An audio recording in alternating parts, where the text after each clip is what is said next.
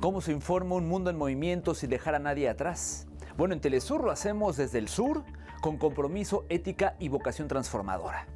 Durante 20 años, este medio público y multiplataforma ha construido un nuevo relato. Uno donde las historias migratorias no se reducen a cifras, sino que se narran con rostro, contexto y profundidad. Coberturas desde el terreno, seguimiento a crisis humanitarias y denuncias de violaciones a derechos humanos marca nuestra apuesta informativa. Porque contar desplazamientos forzosos es más que informar. Es amplificar las voces que otros silencian, es tender puentes donde algunos insisten en levantar muros. En Entre Fronteras, no solo relatamos los grandes movimientos migratorios, somos parte de un proyecto comunicacional que lleva 2 décadas defendiendo la verdad desde el sur para el mundo. En 2025, la crisis migratoria global se agudizó. Guerras, hambre y persecución empujaron a millones a huir. Con Donald Trump de vuelta en la presidencia de los Estados Unidos, se desató una nueva ofensiva contra migrantes, criminalizando especialmente a venezolanos con acusaciones infundadas de supuestamente pertenecer a la extinta banda criminal Tren de Aragua. Volver a casa no siempre es fácil, pero a veces es necesario para sobrevivir. A través del plan Vuelta a la Patria, el gobierno venezolano ha logrado repatriar a miles de connacionales que enfrentaban discriminación, explotación y detención arbitraria en Estados Unidos, fundamentalmente tras el retorno de Donald Trump al poder. En exclusiva, Telesur conversó con repatriados que narraron cómo fueron perseguidos bajo políticas xenófobas y deportaciones sin garantías ni derechos. Sus voces reflejan no solo dolor, sino también dignidad y esperanza. Porque contar estas historias no es solo informar, es resistir, acompañar y hacer periodismo con el pueblo y para el pueblo. Perdí mi negocio, perdí mis hijos, que eso no tiene un precio, perdí mi esposa, perdí todo, perdí, ahora empezar todo de nuevo. Están tratando a todos los venezolanos bien mal. Sin embargo, lamentablemente, en este momento, pues la política del gobierno actual lo que ha creado es una hostilidad en contra de los inmigrantes en general, ¿no? Y desafortunadamente muchos de los partidarios, ¿verdad?, del Partido Republicano se comen esa propaganda y creen que todos los que están siendo deportados son criminales, asesinos, violadores, y no es cierto. O sea, yo no creo que tendrían que haberme usado como de la manera que me trataron, no creo que me lo merezco, no creo que la mayoría de las personas que están siendo deportadas se merecen ese tipo de trato. Es extremadamente inhumano. Bueno, tuve 9 meses en Estados Unidos y 6 meses detenida. ¿Y cómo te trataron ahí? Bueno, mientras la detención fue realmente catastrófica porque literalmente no habían llamadas internacionales y no tenía familia en Estados Unidos, mi familia se encontraba aquí en Venezuela y no la podía llamar. Segundo, no tenía acceso a algunas instalaciones por ser latina y con la comida también era un poco catastrófica. Rescatados los 252 venezolanos secuestrados y enviados al centro de confinamiento de terroristas CECOT en El Salvador en marzo último, tras negociaciones entre los gobiernos de Venezuela y Estados Unidos, luego que el presidente Nicolás Maduro denunciara su retención y deportación sin previo aviso, violando sistemáticamente sus derechos humanos. Fue una noticia que se confirmó a través de Telesur, que sigue rompiendo el silencio mediático, amplificando las voces migrantes y defendiendo los derechos de estas personas. Agradecer al presidente Donald Trump también por la decisión de rectificar esta situación totalmente irregular. En Estados Unidos, no solo venezolanos, sino también miles de migrantes mexicanos sufren el rechazo y las políticas migratorias restrictivas. Rocío Mejía Flores, directora financiera para el bienestar, alerta sobre el trato injusto que enfrentan sus compatriotas, quienes trabajan arduamente en sectores esenciales como agricultura, manufactura y construcción, pero enfrentando además condiciones adversas y discriminación. Tú conoces el trabajo que hacen los mexicanos allá, que es desde el campo, la manufactura, la construcción, trabajan en situaciones muy difíciles, con mucho, pues le ponen todo su ahínco al trabajo, entonces realmente pues no se merecen ese trato. Haití vive una crisis profunda desde 2018. El asesinato de su presidente y el control de pandillas han dejado muertos, heridos y miles de desplazados. La vecina República Dominicana, sobrepasada, responde con medidas que violan derechos humanos y discriminan a migrantes haitianos. María Martínez, abogada defensora, denuncia el creciente discurso de odio y la xenofobia que agrava esta tragedia.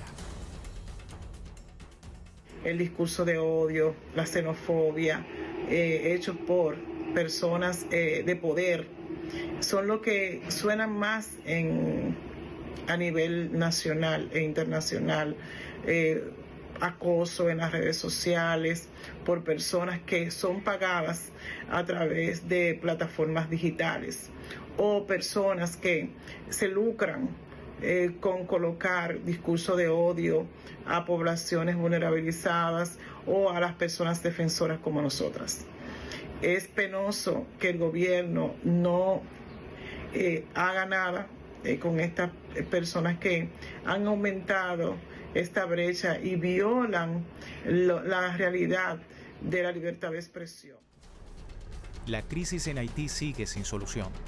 A principios de 2025, más de 150 soldados de Guatemala y El Salvador llegaron a Puerto Príncipe, la capital, para apoyar a fuerzas locales y a la policía keniana, enviada en 2024. Pero esta intervención internacional no ha logrado frenar el control de las pandillas en la capital. Jackson Jen, periodista y activista haitiano, advierte a Telesur que solo una verdadera justicia social y la reconstrucción desde las bases podrá traer la paz, no la ocupación militar. La idea de enviar una nueva fuerza extranjera en Haití, cual justamente ya está llevando a cabo, es una especie de un reinvento de los cascos azules. No es una solución sostenible. Lo hemos visto y lo hemos vivido antes. La intervención de la MINUSTAH trajo violaciones, abusos y la introducción del cólera con más de 10.000 muertos. Vamos a repetir esa misma historia, obviamente con esa nueva misión que se está justamente llevando a cabo en el país. En África, los conflictos en el Sahel y Sudán continúan desplazando a miles diariamente. Las rutas migratorias del Sahel y el peligroso corredor del Cuerno de África, agravados por la guerra en Yemen y restricciones en Arabia Saudita, complican aún más la crisis. En tanto, Europa endurece sus controles migratorios ante la creciente llegada de migrantes, una medida que a menudo vulnera derechos humanos fundamentales. En Oriente Medio, el genocidio en Gaza continúa con devastadores bombardeos y bloqueo de ayuda humanitaria, agravando la situación de hambruna y muerte.